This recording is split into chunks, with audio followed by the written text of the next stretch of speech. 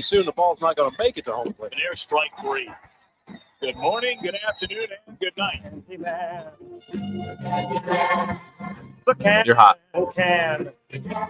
Right. Tom Candiotti joining us here on Rocket Minooch with Jimmy B, Fox Sports 910. Tom, before we get into some D-back talk, what is the slowest pitch you've ever thrown? Recorded, slowest. I'm gonna tell you a funny story. So there was a teammate of mine with the Indians named Rod Nichols, and so he was pitching after me, which means that day that I was pitching, he had to, post every pitch that was thrown and what type of pitch it was. So we had gone from 86 miles an hour at the high, all the way down to 49 miles an hour below.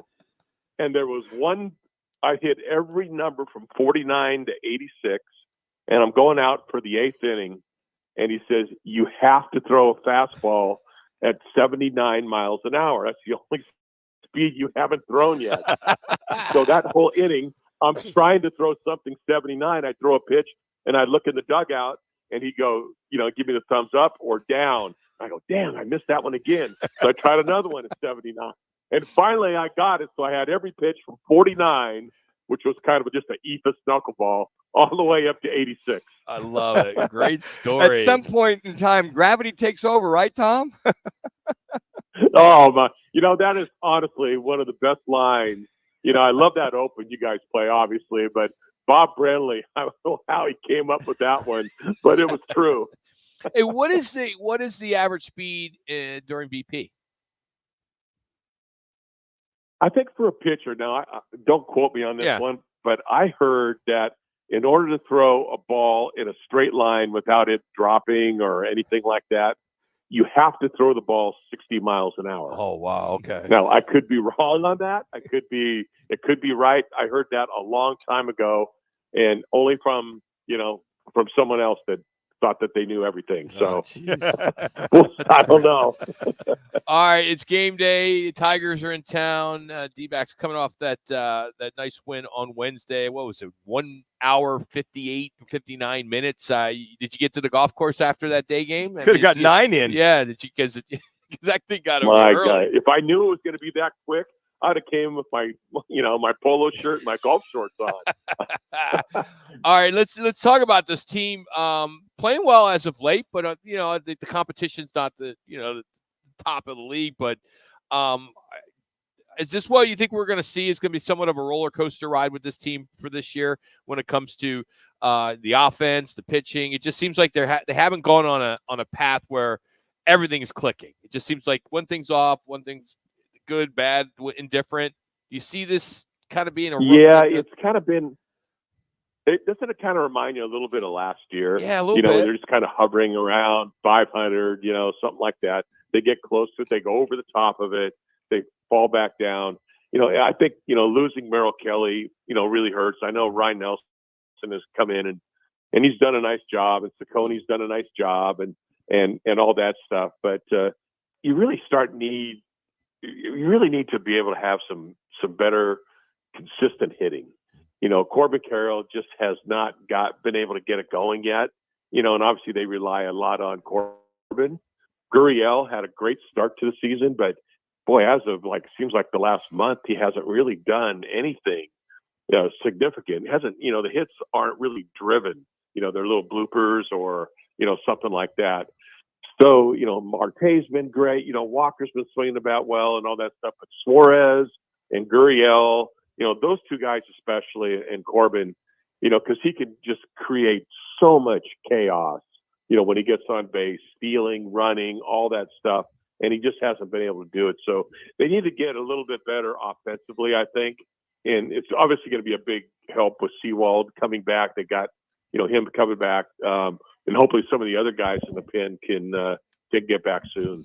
Tom, you watch this team. They've won 7 out of the last 10 and been unable to make any movement. They're stuck on 7.5 because those doggone Dodgers just kind of keep winning. But when they do win, they've won the last 7 out of 10. What's been the common denominator with this team? You see so many holes in this lineup. Brandon Pfaadt had a phenomenal outing the other day, 7 innings, only gave up 2 hits. But when you see him win 7 out of 10, as Rock alluded to, trying to get onto that role, what is the common denominator?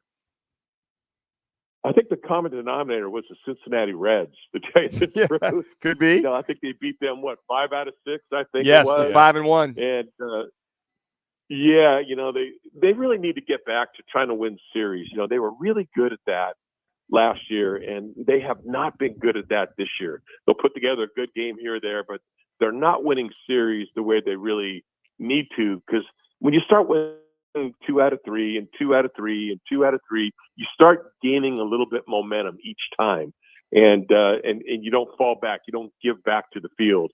And so I'm sure that they're looking at the Padres, who are right ahead of them, and then once you get past them, that's when it's an awful hard chore to catch the Dodgers.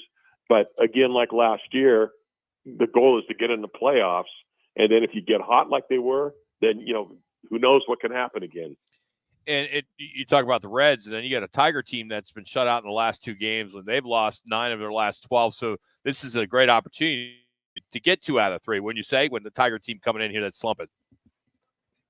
Yeah, I think you love to have a team that's coming in slumping for sure. Yeah. I will say though, that guy throwing tonight, Skubal, is one of the best arms you're going to see in baseball. Okay. And he is really, really good. And so hopefully you can battle him and be able to scratch a win out. But it's not going to be an easy one. But I think you should be able to beat the Tigers in your home park 2 out of 3. And then, you take it on the road. It's going to be a tough one in L.A. We all know that. But you know what? The Diamondbacks have done that before. They've gone into L.A. and they've won. So, but first things first, it's the Tigers and winning 2 out of 3 in this series. Candy, any advice you could give Corbin Carroll? He's batting, just 193, a couple home runs. I know he's off on Wednesday. I mean, this is a tough one. Yeah, he's having such a difficult time.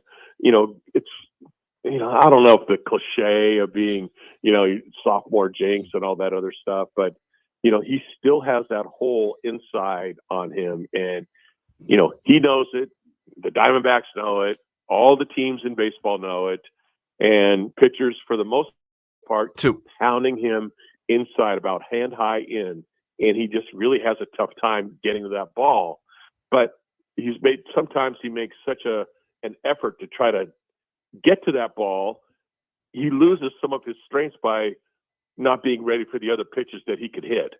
And everyone's got their little theory on Corbin, but it's really, it's just him going out there and get a good pitch to hit and square it up. Last question, Zach Gallen. Looks like that extra rest really proved off. He's starting this year much better than last year, 5-2. I even threw out early candidate for Cy Young there, Tom. What do you think? Now, I love Zach Gallen. Zach, to me, is like, I can't wait for the day like when he pitches, because it's so fun to watch him and try to, jump in his mind and try to get to see, what's he going to throw this pitch? How's he going to set this guy up?